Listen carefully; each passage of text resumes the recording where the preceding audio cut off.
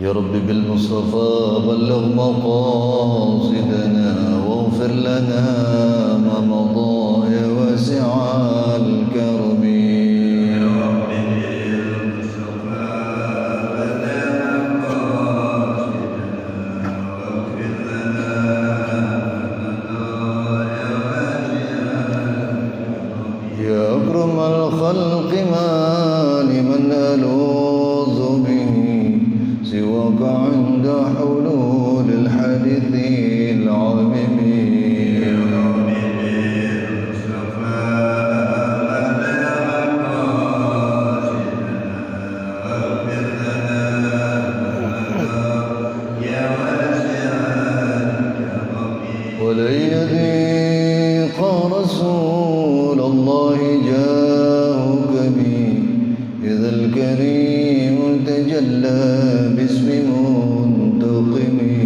يا رب بالمصطفى بلغ مقاصدنا واغفر لنا ما مضى يا واسع الكرم. محمد سيد الكونين والثقلين والفريقين من عرب ومن عجم. يا رب بالمصطفى بلغ مقاصدنا واغفر لنا ما مضى يا واسع الكرم. هو الحبيب الذي ترجى شفاعته لكل هول من الأهوال مقتحم. يا رب بالمصطفى بلغ مقاصدنا واغفر لنا ما مضى يا واسع الكرم. لعل رحمة ربي حين يقسمها تأتي على أزم من عسان والقسم. يا رب بالمصطفى بلغ مقاصدنا واغفر لنا ما مضى يا واسع الكرم. اللهم صل وسلم وبارك عليه وعلى آله إلى حضرة النبي الوسط ورسول الله محمد بن عبد الله وعلى آله وأصحابه وأزواجه وذريته وأهل بيته الكرام، ثم إلى روح مؤلف هذا الكتاب وإلى أرواح مشايخنا وإلى أرواح من أحسن إلينا ومن أوصانا بالدعاء ومن ليس له زائر لنا ولأحبابنا شيء لله لهم الفاتحة. أعوذ بالله من الشيطان الرجيم. بسم الله الرحمن الرحيم. الحمد لله رب العالمين الرحمن الرحيم مالك يوم الدين. إياك نعبد وإياك نستعين. اهدنا الصراط المستقيم صراط الذين أنعمت عليهم غير المغضوب عليهم ولا الضالين. رب اغفر لنا ولوالدينا آمين. بسم الله الرحمن الرحيم. الحمد لله رب العالمين والصلاة والسلام على أشرف الأنبياء والمرسلين وعلى آله وأصحابه أجمعين وبسندنا المتصل المؤلف رحمه الله ودام النفع به وببركات علومه وبنا وبكم في الدارين آمين. رضي الله عني وعنكم. قال رسول الله صلى الله عليه وآله وسلم في حديث الشريف. بسم الله الرحمن الرحيم. الوضوء نور على نور. صدق الله وصدق رسول الله صلى الله عليه وآله وسلم. حضرات الأساتذة الأجلاء والحاضرين والحاضرات الأحبة, mari sama-sama kita panjatkan puji dan syukur kehadrat Allah Subhanahu wa taala Zat yang telah menganugerahkan dan melimpahkan begitu banyak karunia dan nikmatnya kepada kita semua, terutama karunia dan nikmatnya berupa iman dan Islam serta sehat dan afiat. Dan tentu saja berkat terpadunya beberapa nikmat tadi, maka dengan mudah, dengan ringan kita dapat melangkahkan kaki, mengayunkan tangan menuju tempat penuh mubarakah ini dalam rangka menunaikan tugas suci kita, yaitu talabul ilm. Salawat ring salam tak lupa kita aturkan kehadiran junjungan kita Nabi besar Muhammad sallallahu alaihi wasallam, sesosok profil pemimpin yang telah berhasil mengevakuasi umat manusia dari alam yang penuh dengan kebodohan syarat dengan kejahilan menuju alam yang penuh ma'rifat dan arifat itu sekarang ini. Hadirin kajian kita pagi ini sampai pada Rub'ul Ibadat min kitab al-thalith Asrarut Taharah. Seperempat dari bagian kitab Ihya Ulumuddin yang membahas tentang ibadah. Dan kita sudah sampai pada bahasan tentang asrar at-taharah, rahasia bersuci. Pada pertemuan sebelumnya kita sempat membahas satu hadis yang ada dalam bab ini. Sedangkan yang dimaksud taharah adalah al-istinja wal wudu wal ghusl wat tayammum. Bersuci atau berbersih itu antara lain istinja. Apa itu bahasa orang Betawi? Istinja cebok. Bahasa Indonesia apa kira-kira? Wal wudu wal ghusl wat tayammum, mandi dan tayammum. Ini masuk dari bagian-bagian yang disebut dengan taharah atau berbersih. Bulan lalu kita sudah bahas qala Rasulullah sallallahu alaihi wasallam man tawaddaa fa ahsana al-wudu wa shalla rak'atain wa lam yahbis nafsahu fiha bi syai'in min ad-dunya kharaja min dhunubihi ka yawma waladathu ummuh. Barang siapa yang berwudu dan menyempurnakan wudunya, kemudian dia salat 2 rakaat serta tidak mengingat atau tidak masukkan dirinya dalam salat tadi syai'un minad dunya bi syai'in minad dunya, apapun dari kebutuhan kehidupan dunia, kharaja min zunubihi ka yauma waladathu ummuh, maka dia keluar dari dosa-dosanya persis seperti baru dilahirkan dari rahim ibunya. Gampang apa susah ini? Teorinya gampang, prakteknya enggak segampang teorinya. Bahkan nanti di hadis-hadis berikutnya sesuatu yang sangat merusak konsentrasi kita adalah syai'un minad dunya. Ingat akan sesuatu yang terkait dengan urusan dunia. Buktinya kita kalau lagi takbir permulaan sholat itu kan disebut dengan takbiratul ihram.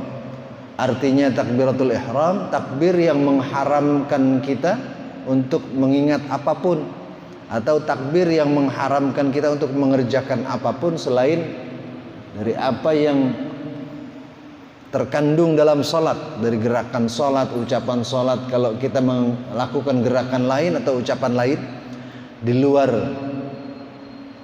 arkanus shalah, maka ini akan membatalkan sholat kita. Makanya takbirnya disebut dengan takbiratul ihram. Seharusnya ketika kita mengucapkan takbir ini, urusan dunia lupa semua.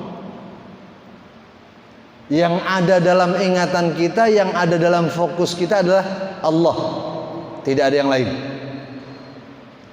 Tapi biasanya kita terbalik. Kenapa terbalik? Giliran enggak sholat, urusan dunia kita lupa. Giliran sholat, ingat semua. Bahkan sesuatu yang harusnya kita nggak ingat, giliran takbir keingetan. Ini yang sangat mengganggu konsentrasi dan merusak kekhusyuan kita. Apalagi begitu takbir ingat, waduh udah jatuh tempo ini.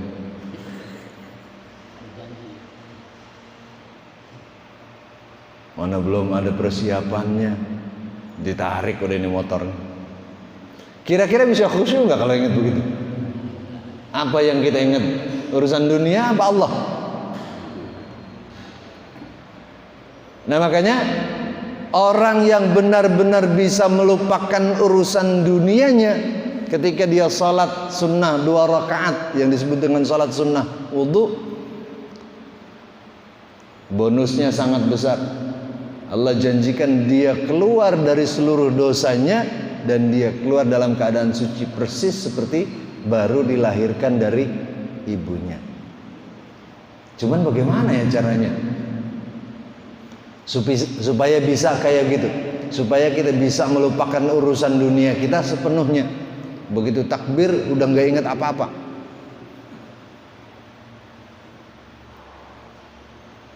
Kayak yang dicontohkan Sayyidina Abu Bakar, masih ingat?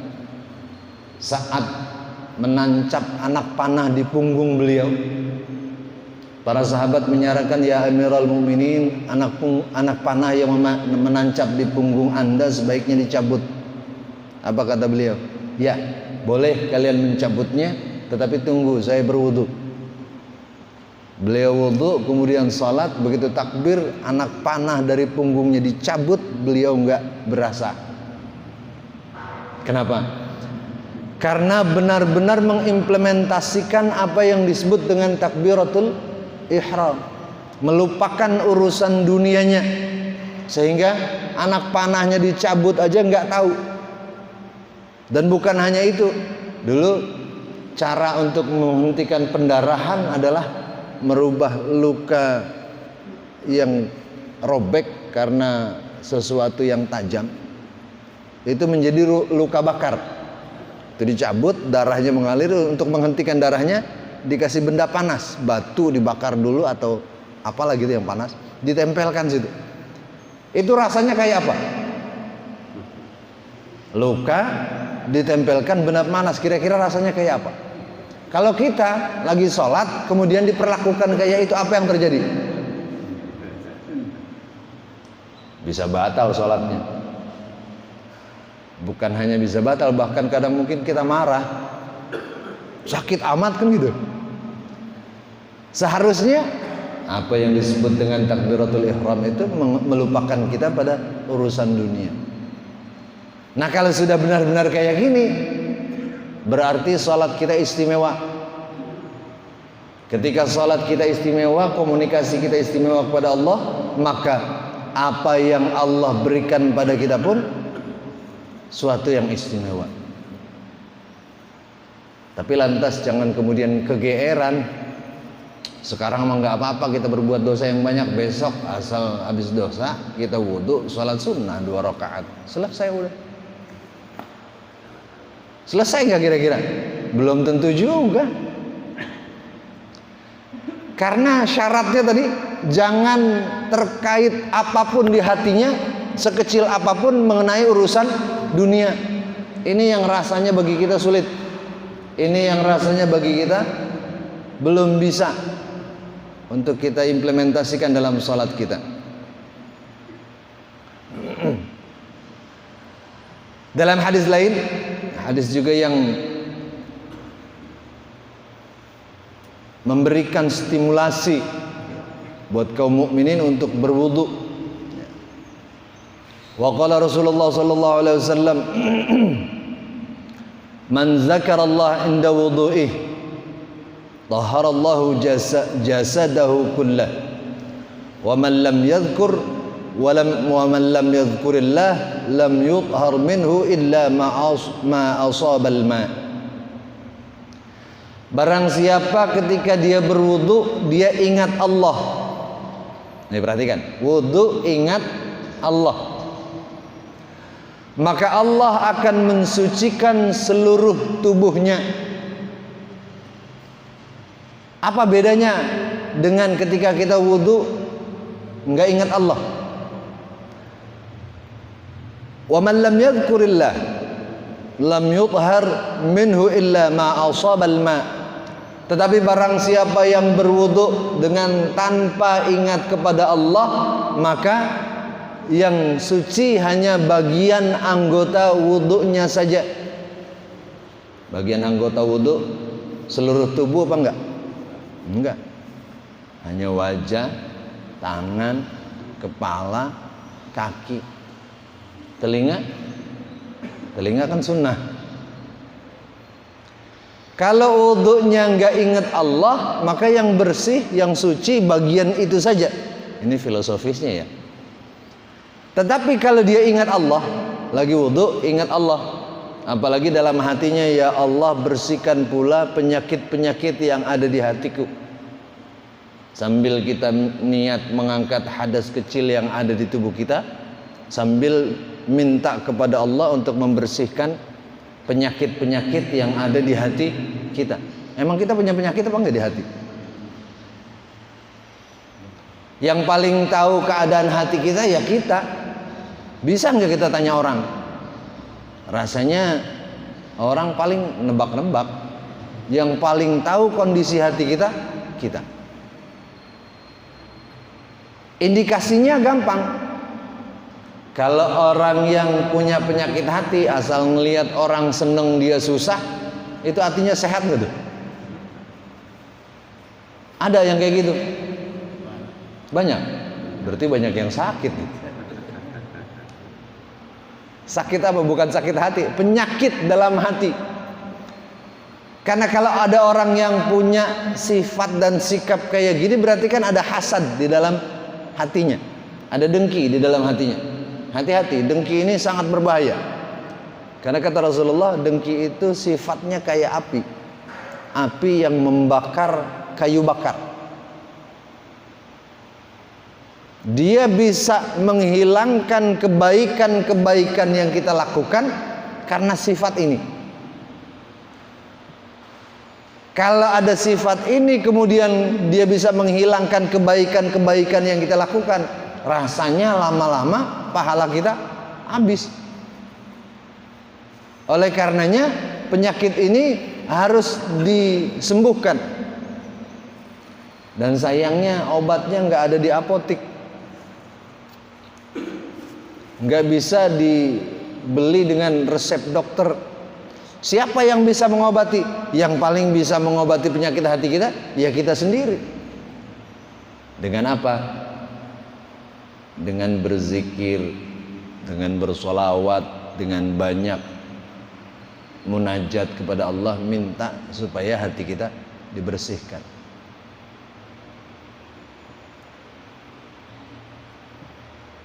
Ini yang rasanya menjadi PR besar buat kita.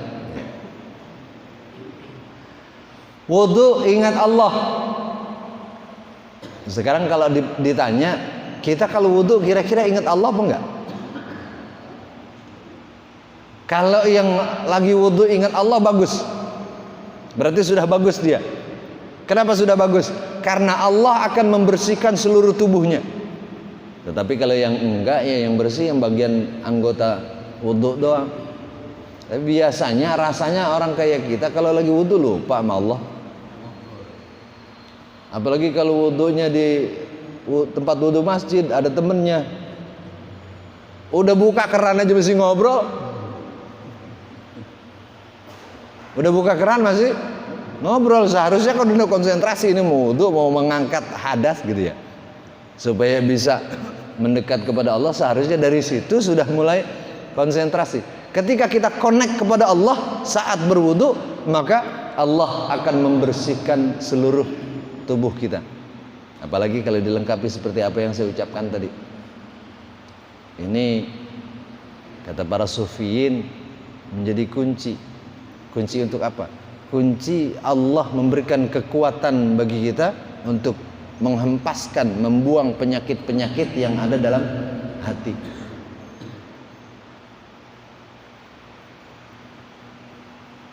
Oleh karenanya, coba kita biasakan Kalau yang kemarin-kemarin wudhunya tanpa diiringi dengan mengingat Allah, setelah kita mengkaji bab ini, kita mulai biasakan. Begitu mau wudhu, kita awali dengan basmalah misalnya, Bismillahirrahmanirrahim, langsung connect, ingat kepada Allah bahwa kita akan berwudhu. Kita berniat untuk mengangkat hadas kecil dan minta kepada Allah untuk diangkat segala macam penyakit yang ada di dalam hati kita.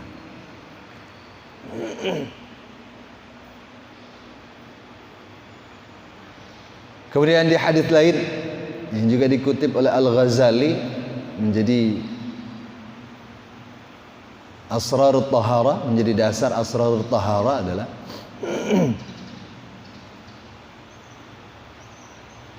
sebetulnya ini hadisnya agak banyak. Saya kutip beberapa aja seperti kesepakatan kita ngambil talkhisnya dulu, ringkasannya dulu. Nanti setelah kitab ringkasan ini sudah selesai baru kita pindah ke kitab aslinya. Wa qala Umar, Sayyidina Umar menambahkan apa yang disampaikan oleh Rasulullah. Oh, di atasnya masih ada satu. Wa idza tawadda al-'abdul muslim fatamadmada kharajatil khataya min fih. Apabila seseorang berwudu, dalam wudunya dia mengawali dengan kumur-kumur. Kumur-kumur ini rukun wudu apa bukan? Bagian wudu apa bukan? Bukan, ini sunnah. Ya.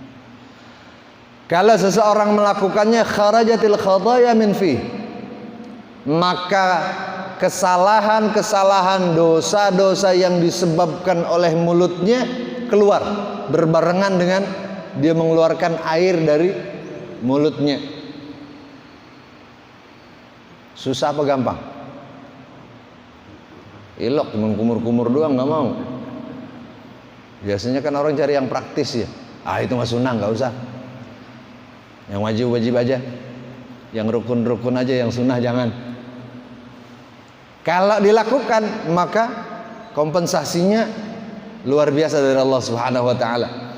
Maka Allah akan mengeluarkan dosa-dosa dari mulutnya. Wa idza stansara kharajatil khataya min anfihi. Kalau dia istinsar, tahu istinsar? Masukin air ke dalam hidung. Kalau yang belum biasa, biasanya agak panas. Rasanya agak panas di sini. Ini menurut teori medis sangat menyehatkan karena dia akan mengeluarkan kotoran-kotoran yang ada di rongga hidung kita.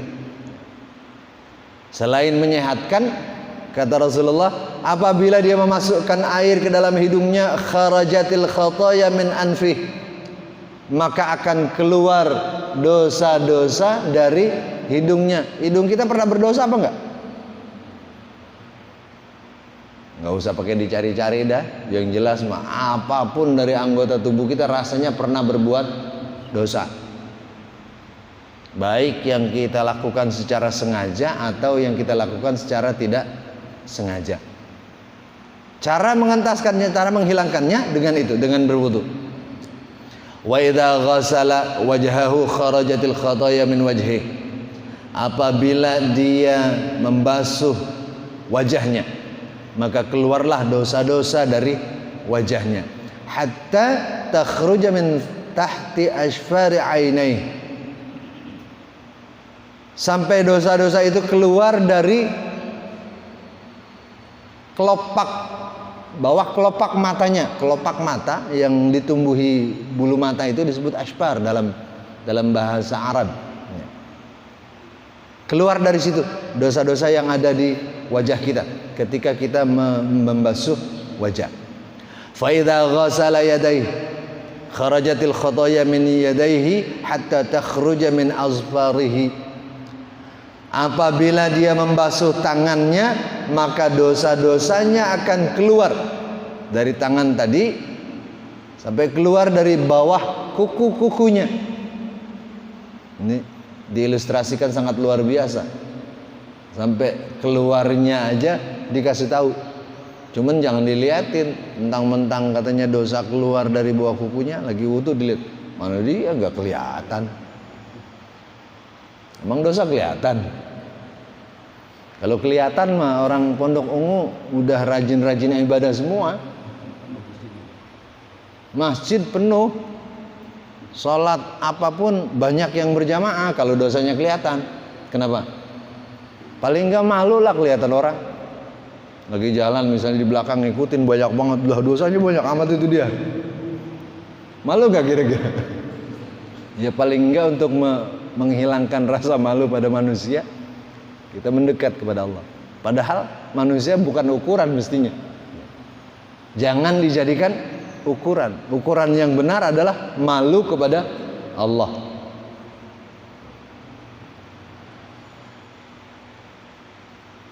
Wa idza masaha bi ra'sihi kharajatil khataya min ra'sihi hatta takhruja min tahti uzunai. Kalau dia membasuh, menyapu kepalanya, maka keluarlah dosa-dosa dari kepalanya sampai dosa-dosa tadi keluar dari bawah telinganya. Wa idza ghasala rijlaihi kharajat al-khadaya min rijlaihi hatta takhruja min tahti azbari rijlaihi. Kalau dia membasuh kakinya, maka dosa-dosanya akan keluar dari bawah kuku-kuku kaki-kakinya. Thumma kana mashyuhu ilal masjid wa salatuhu nafilatan lahu. Kemudian berjalannya dia ke masjid dan dia melaksanakan salat sunnah di sana menjadi sunnah baginya, tercatat sebagai amalan sunnah. Jalan doang dari rumah ke masjid tercatat sebagai amalan sunnah. Banyak nggak ini kira-kira pahalanya? Tapi kalau mau pahala jangan perhitungan. Mentang-mentang pahalanya udah banyak, udah sholat jamaah sama subuh aja juga udah banyak banget pahalanya. Zuhur, asar, maghrib, isya jangan. Bukan begitu. Kalau merasa begitu, ini namanya kepedean. Kenapa kepedean? Emang nggak kepengen dapat pahala banyak? Emang merasa nggak punya banyak dosa? Seharusnya kalau pahala itu jangan diingat-ingat. Yang harus lebih banyak kita ingat adalah dosa. Kalau banyak ingat dosa bagus. Tapi kalau banyak mengingat pahala kurang bagus. Sebab efeknya jadi males. Jangan kayak ada orang salah menerjemahkan. Sebelum haji rajin ibadah. Begitu pergi haji, kata ustaznya, nanti kalau kita sholat sunnah di Masjid Haram, itu pahalanya luar biasa. Ada satu riwayat menyatakan 100.000 kali, ada riwayat lain 200.000 kali sholat sunnah di masjid lain. Di Masjid Nabawi juga luar biasa. Begitu pulang dari haji, orang lain rajin sholat, dia berhenti sholat. Nah, kebetulan udah aki-aki. Ditanya, Kong, orang lain kok pulang haji rajin banget sholat, Kong berhenti sholat. Lah gua pahala gua yang di Solo aja kagak bisa habis. Merasa udah kebanyakan pahalanya.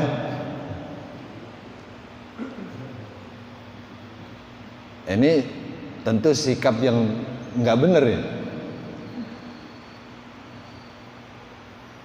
Kalau kita bandingkan dengan sesuatu yang terkait dengan urusan dunia, duit aja. Kalau duit kita banyak, kemudian dibagi duit lagi sama orang, masih nerima nggak? Kenapa? Paling jawaban kita duit. Siapa yang nggak doyan duit? Giliran duit meskipun udah punya banyak masih mau. Giliran pahala merasa kebanyakan kan geblek namanya. Mestinya pahala lebih diprioritaskan karena ini adalah modal kita untuk hidup di akhirat nanti. Kalau di akhirat kan nggak bisa minjem. Mau minjem sama siapa? Begitu nanti dihisab, ditimbang, katakan kurang dikit lagi nih masuk surga. Cuman kurang dikit. Minjem sama bini kira-kira dikasih nggak? Ada bini, ya boro-boro buat lo bang, buat gua aja lagi kurang. Minta sama anak dikasih nggak? Rasanya sih enggak. Artinya kehidupan di sana itu benar-benar nafsi-nafsi. Tanggung jawab individual sendiri-sendiri. Nggak ada tempat minjem, nggak ada tempat minta. Maka ketika kehidupan di sana itu seperti itu, harusnya kesempatan yang Allah berikan di dunia ini kita gunakan semaksimal mungkin agar nanti di sana cukuplah kira-kira. Nggak perlu minta, nggak perlu minjem. Yang bisa memberikan bantuan saat itu cuma Rasulullah, karena Allah memberikan hak prerogatif kepada beliau untuk memberikan syafaatnya. Tapi ada syarat.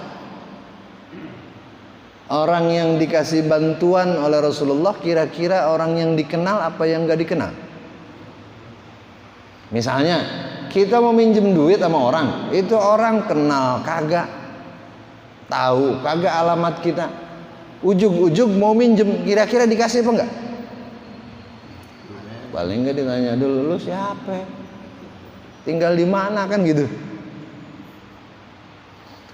Kalau dia kenal, dia tahu alamat kita, dia tahu kebutuhan kita, barangkali kalau dia baik dikasih. Kalau dia baik, kalau enggak ya nggak dikasih, biar kenal juga.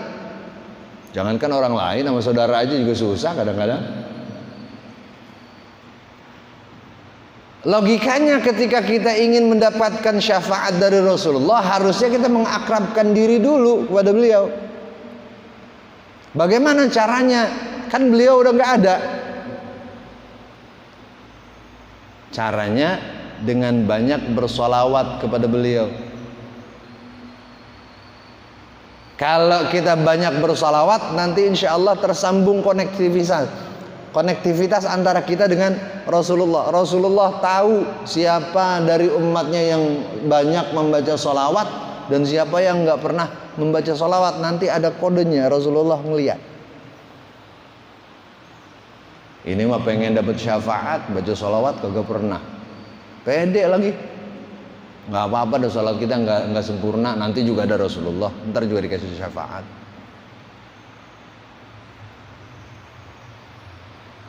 Padahal baca salawat nggak pernah. Padahal kata para ulama, salawat kepada Nabi itu 5 quri'alah. Bisa berfungsi sebagai apa saja. Salawat bisa kita fungsikan sebagai obat dari berbagai macam penyakit. Salawat bisa kita fungsikan sebagai istighfar kepada Allah. Salawat bisa menjadi penyebab terbukanya pintu rezeki. Nah ini biasanya banyak yang mau nih. Asal udah urusan rezeki biasanya banyak yang mau. Dan istimewanya salawat itu dibaca main-main atau dibaca serius sama saja. Dibaca dengan lagu atau tanpa lagu sama saja. Jadi nggak ada matinya deh kalau salawat mah.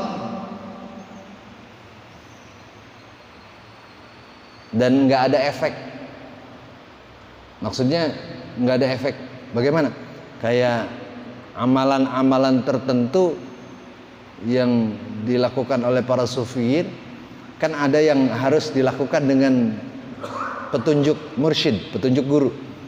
Kalau sembarangan dikerjain, ada efek yang rasanya panas yang kemudian bisa merusak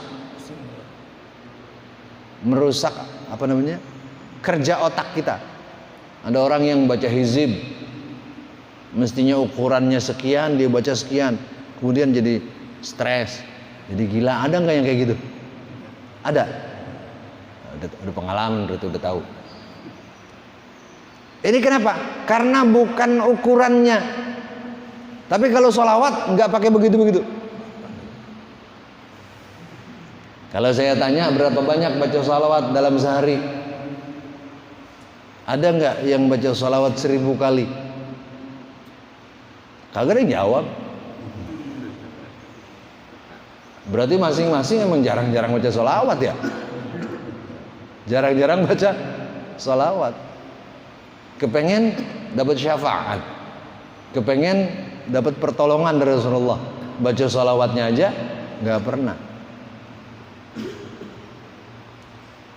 Padahal ulama-ulama kita mengajarkan dan mereka sampaikan, bahkan ada yang jumlahnya pakai puluhan ribu, ada yang pakai jumlahnya puluhan ribu. Kayak Syekh Abdul Malik, gurunya Habib Lutfi,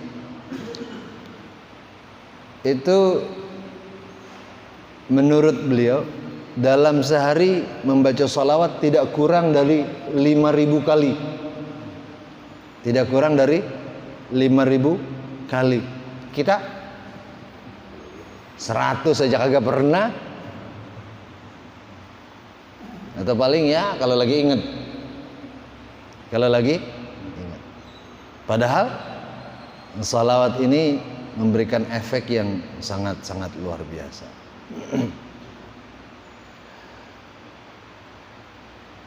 Wa qala Umar radhiyallahu an, innal wudu' as-salih yatrudu anka syaitan. Sesungguhnya wudu yang benar itu akan menolakmu dari setan. Jadi kalau wudu kita benar itu, setan takut. Kenapa?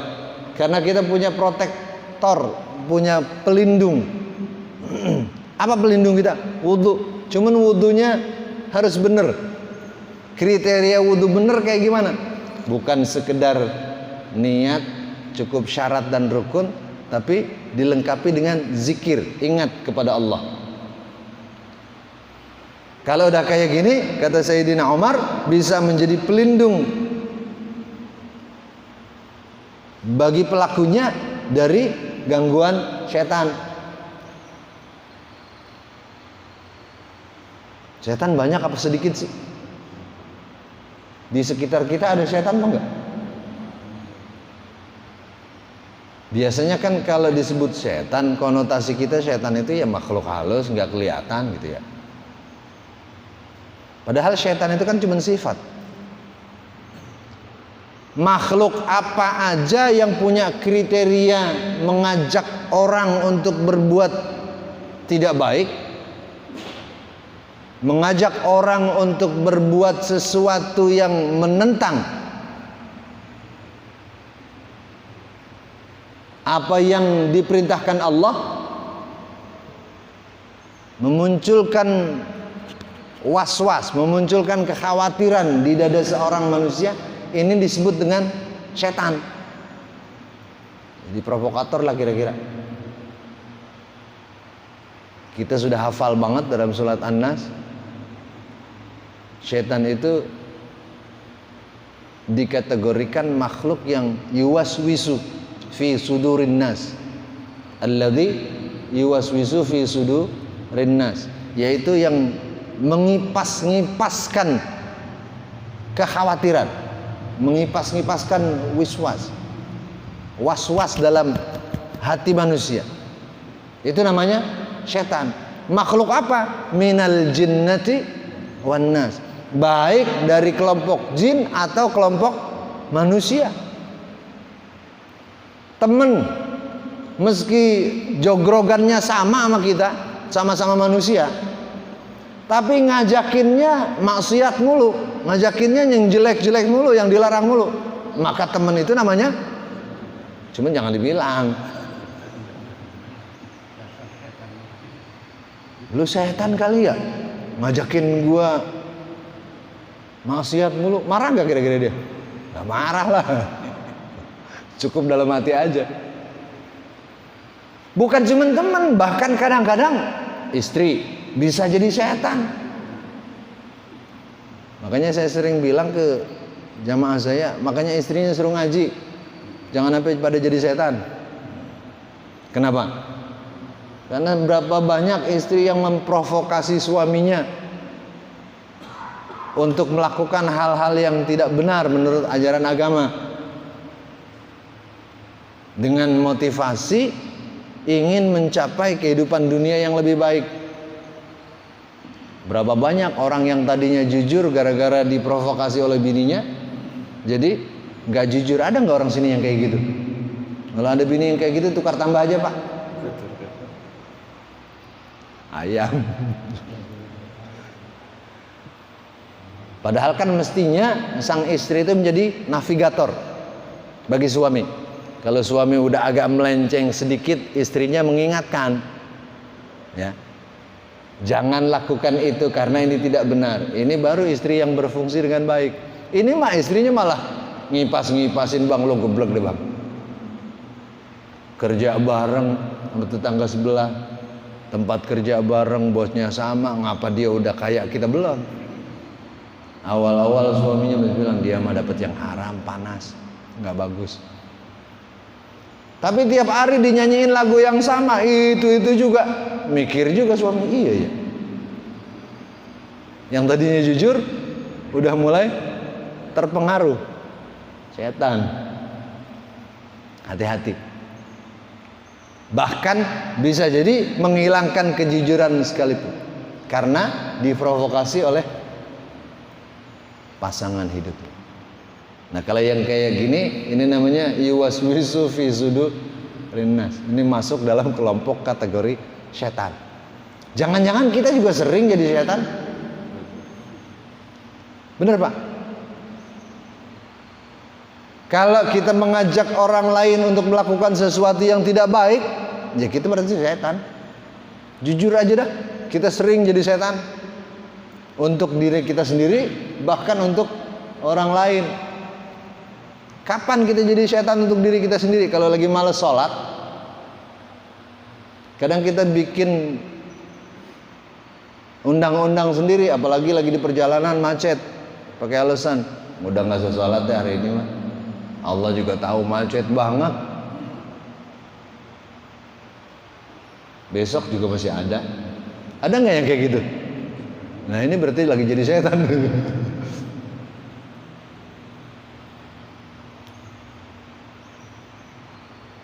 Kenapa begitu dekat provokasi setan dalam kehidupan kita? Mungkin salah satu penyebabnya wudhu kita kurang benar, wudhu kita kurang sempurna.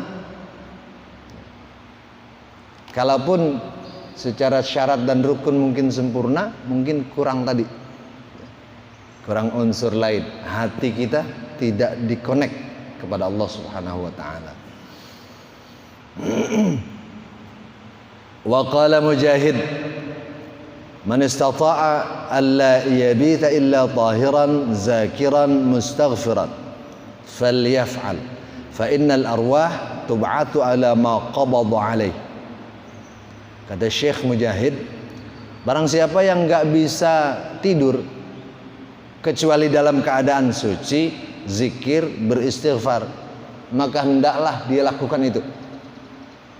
Artinya kalau sudah terbiasa sebelum tidur wudhu dulu, sebelum tidur berzikir dulu, sebelum tidur istighfar dulu, kerjain. Jangan sampai dulu begitu, sekarang enggak.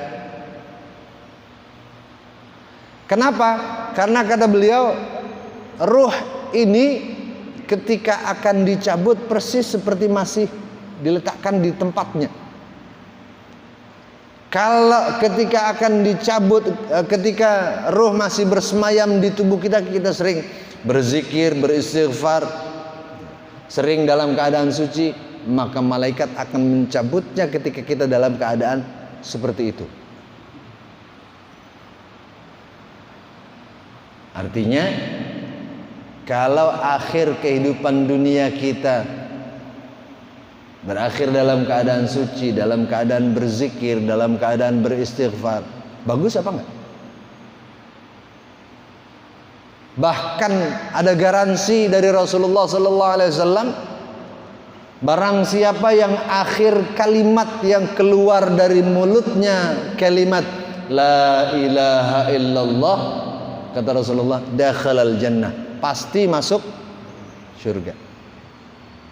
Kalau ditanya mau masuk surga apa masuk neraka, kira-kira kita pengennya masuk mana? Jangankan kita yang sering ngaji, yang nggak pernah ngaji, nggak pernah sembahyang, nggak pernah puasa, kerjaan mabok melulu. Gitu dia, bang, ntar lo kalau mati pengen masuk apa bang? Surga apa neraka? Pede dia jawab, lah surga. Emang surga punya bapak moyang lo? Ibadah kagak, mendekat kepada Allah kagak. Ya kalaupun Allah kehendaki bisa ya bisa. Apa sih yang nggak bisa bagi Allah? Cuman rasanya kan logikanya tidak masuk akal buat orang awam seperti kita. Maka lakukanlah kebiasaan baik itu, karena sesungguhnya arwah akan dicabut sesuai dengan kondisi kebiasaan sebelumnya. Udah selesai Asrarut Taharah di Kitabul Tsalis. Kita masuk ke Kitabur Rabi, Asrarus Shalah wa Muhimmatuha. Ini tempo hari bulan lalu ada yang nanya bagaimana caranya supaya khusyuk. Ini di bab ini terjawab insyaallah kalau waktunya cukup. Udah jam berapa sekarang?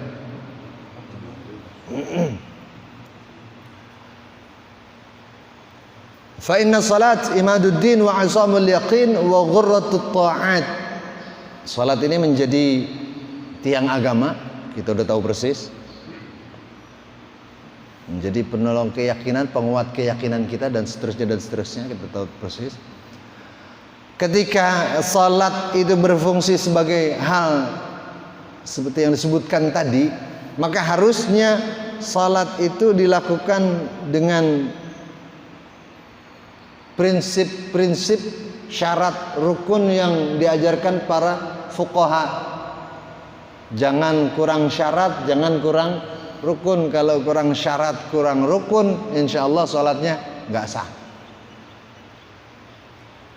Makanya harus cukup syarat dan rukunnya. Selain syarat dan rukunnya, nanti ditambah lagi. Kata Al-Ghazali, wa nahnu al-an fi hadzal kitab naqtasir ala ma la budda lil murid minhu min a'maliha az-zahirah.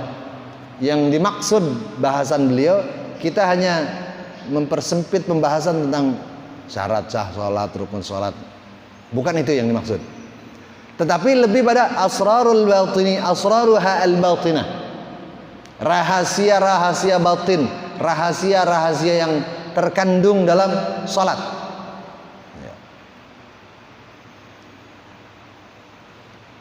Wa kashifuna min daqa'iqi ma'aniha al-khafiyyah fi ma'anil khusyu' wal ikhlas wan niyah.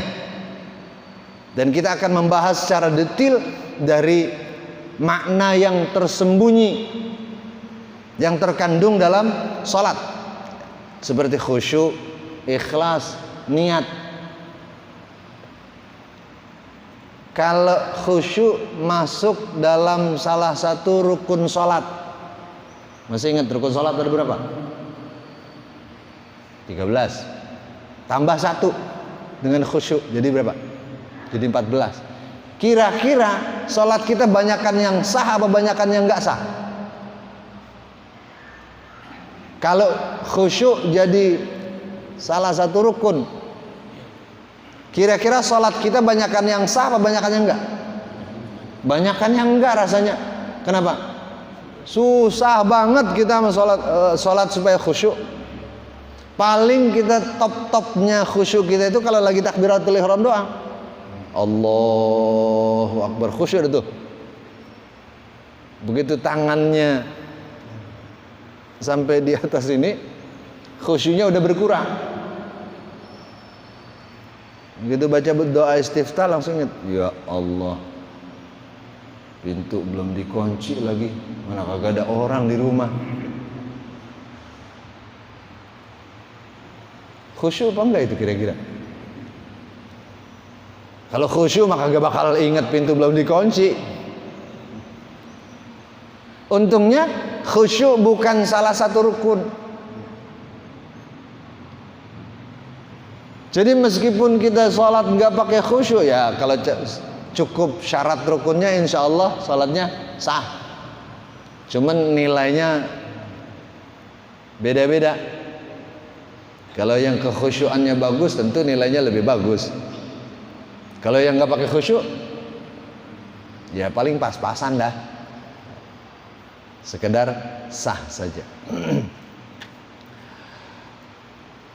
Kata beliau, "I'lam annal mu'min la budda an yakuna mu'azziman lillah azza wa jal, khaifan minhu wa rajiyan lahu wa mustahyiyan min taqsirihi." Ketahuilah bahwa sesungguhnya seorang mukmin hendaknya dia menjadi seseorang yang mengagungkan Allah Subhanahu wa taala. Dia memiliki rasa takut kepada Allah, dia berharap kepada Allah, dan dia punya rasa malu dari kekurangannya. Kurang apa maksudnya? Kekurangan ibadahnya. Kalau ibadah kita ada kurangnya, mestinya malu sama siapa? Sama Allah. Ketika ada rasa malu dalam jiwa kita, dalam hati kita, maka pasti kita akan menyempurnakan sholat. Sebab kalau kurang, malu. Cuman itu udah ada apa belum nama kita? Pernah berasa gitu? Kalau nggak baca doa istiftah, rasanya malu ini. Atau kalau nggak baca tasbih dalam rukuk dan sujud, rasanya malu. Kan bacaan tasbih pada rukuk dan sujud hukumnya sunnah. Dibaca boleh, nggak dibaca juga boleh. Kalau mau menjalankan sunnah, dibaca tasbihnya paling tidak 3 kali. Cuman karena kita beranggapan dibaca boleh, nggak dibaca boleh, kadang sekali juga kita anggap cukup. Makanya ruku kita bentaran doang, langsung bangun lagi. Begitu juga sujud, langsung bangun lagi. Padahal kata Rasulullah dalam sebuah riwayat, sesungguhnya saat yang menempatkan seorang hamba terdekat dengan Tuhannya adalah saat dia bersujud. Lagi sujud kita lagi deket-deketnya sama Allah. Kalau lagi deket-deketnya sama Allah, mestinya banyak minta, banyak berharap, banyak munajat. Cuman mesti tahu, jangan sampai munajat kita membatalkan sholat. Mentang-mentang diajarin guru kalau lagi sujud banyakin doa, nanti keingatannya jadi kacau. Doa yang ma'thur dari Rasulullah nggak ada yang hafal, akhirnya dia bikin sendiri doanya pakai bahasa Indonesia, diucapin dalam sujud terakhir, ya Allah berikan rezeki ya Allah, diucapkan begitu. Nah kalau terucap membatalkan sholat. Kenapa? Karena akwalnya bukan akwal yang dianjurkan dalam sholat. Kalau doanya ma'thur atau doanya diajarkan oleh para fuqaha dan tidak membatalkan sholat, boleh.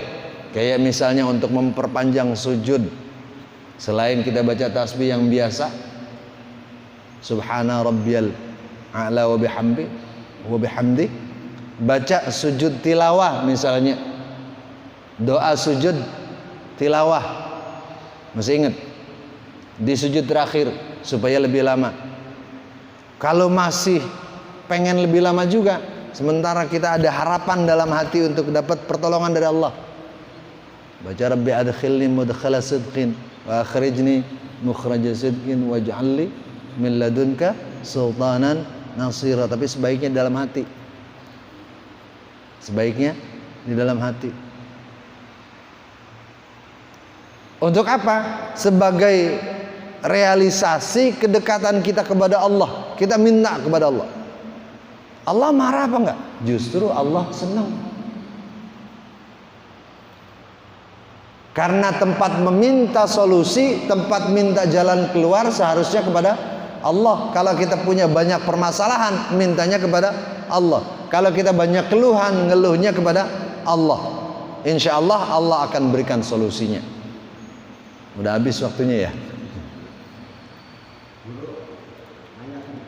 Ntar dulu, kita tutup dulu bagian ini. Oleh karenanya,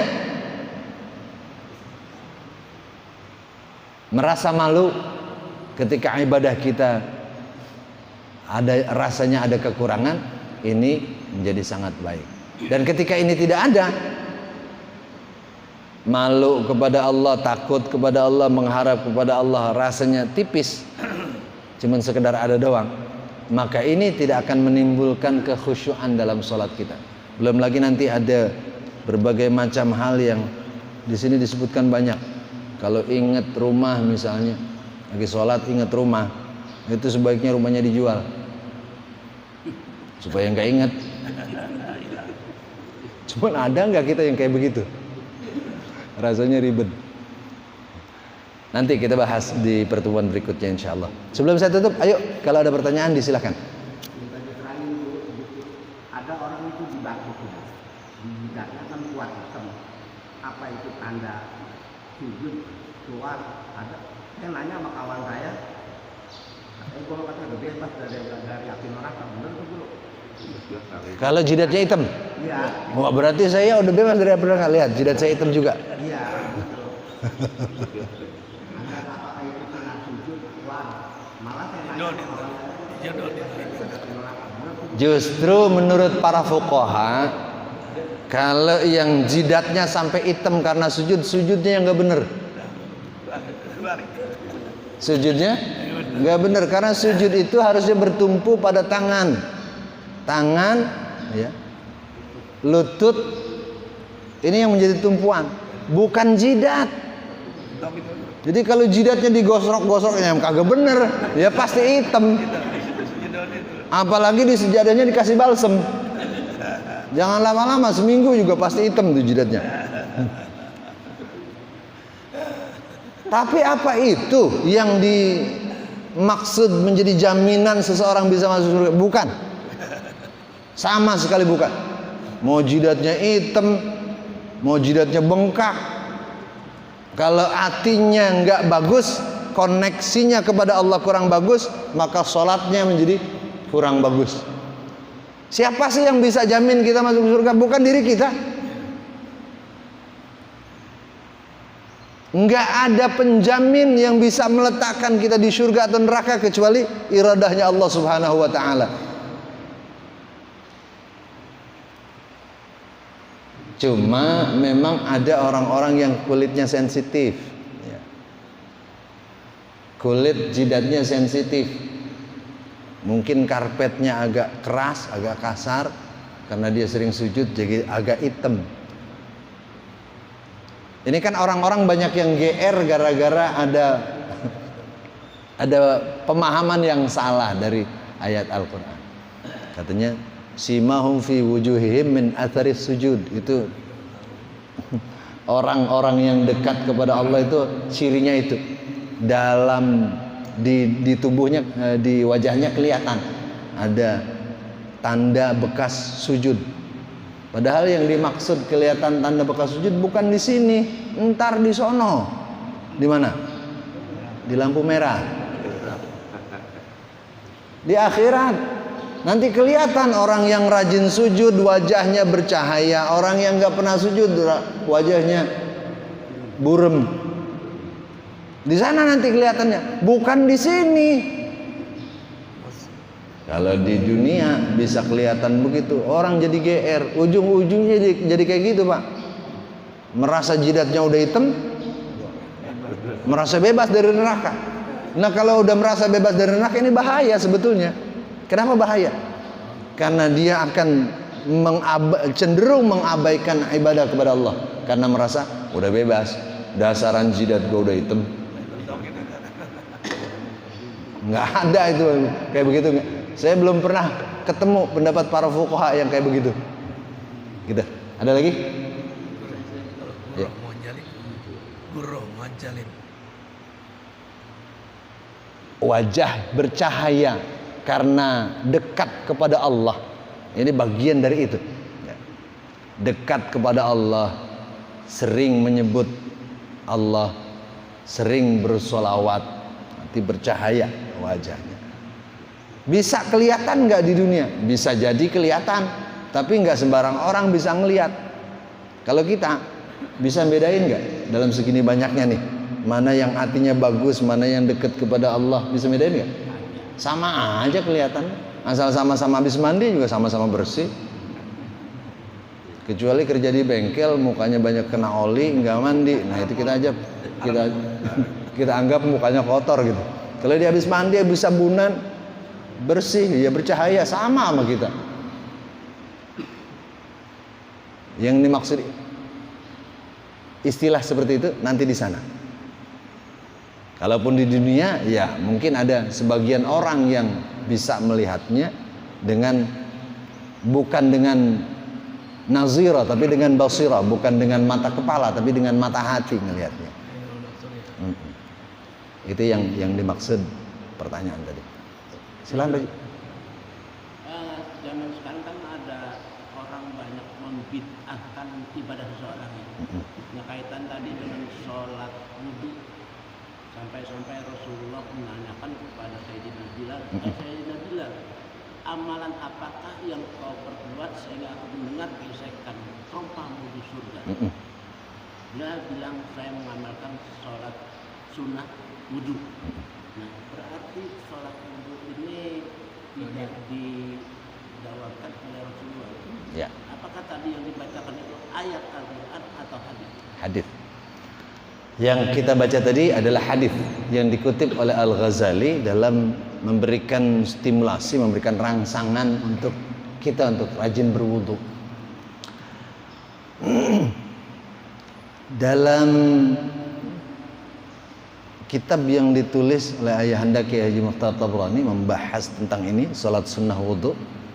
Salah satu riwayat hadis yang dimasukkan ke dalam kitab itu adalah cerita bagaimana Rasulullah SAW mendengar dan melihat bakya.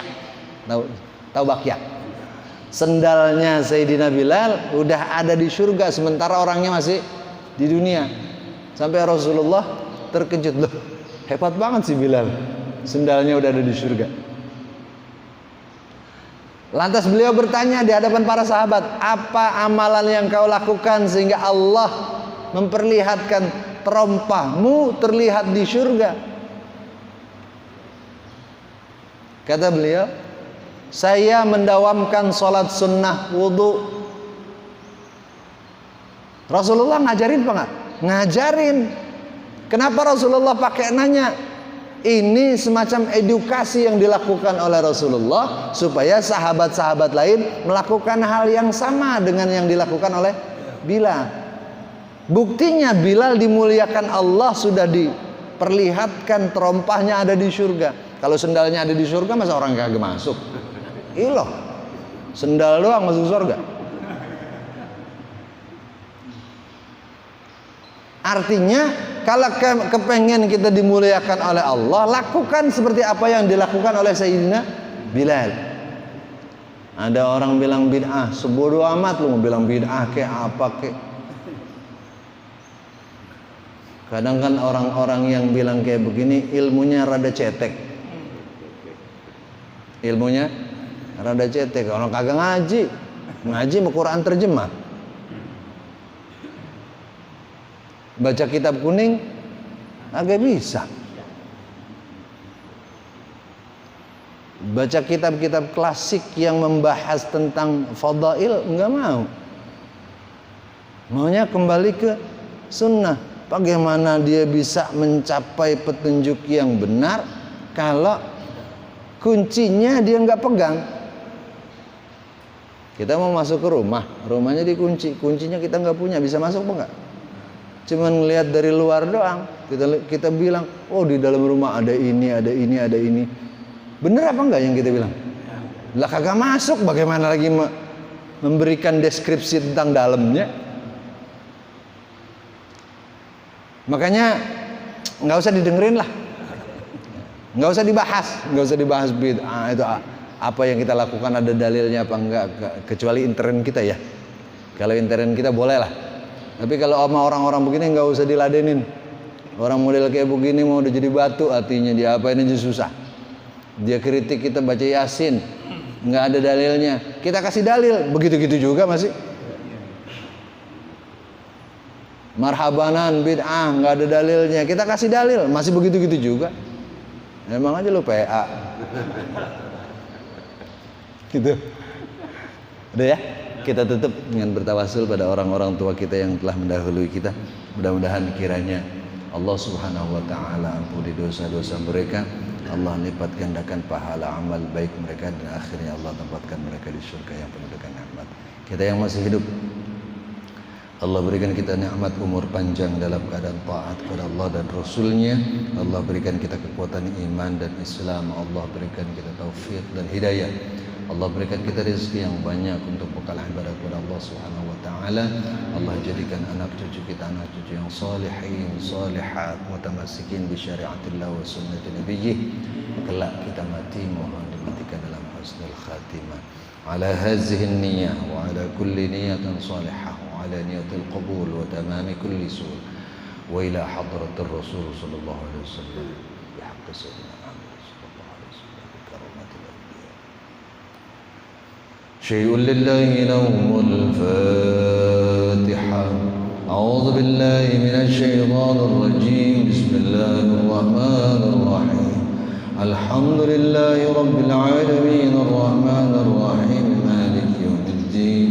إياك نعبد وإياك نستعين. اهدنا الصراط المستقيم صراط الذين أنعمت عليهم غير المغضوب عليهم ولا الضالين. رب اغفر لنا ولوالدينا آمين يا أرحم الراحمين يا أرحم الراحمين يا أرحم الراحمين. فرج على المسلمين يا أرحم الراحمين يا أرحم الراحمين يا ربنا يا كريم يا ربنا يا رحيم. أنت الجواد الحليم وأنت نعم المعين. يا أرحم الراحمين يا أرحم الراحمين رب أدخلنا جنان أزلفت للمتقين إذ ينادون ادخلوها بسلام آمنين. يا أرحم الراحمين يا أرحم الراحمين. وصلاة الله دوام تبلغ الهادي الأمين وعلى الآل الكرام والصحب والتابعين. يا أرحم الراحمين يا أرحم الراحمين.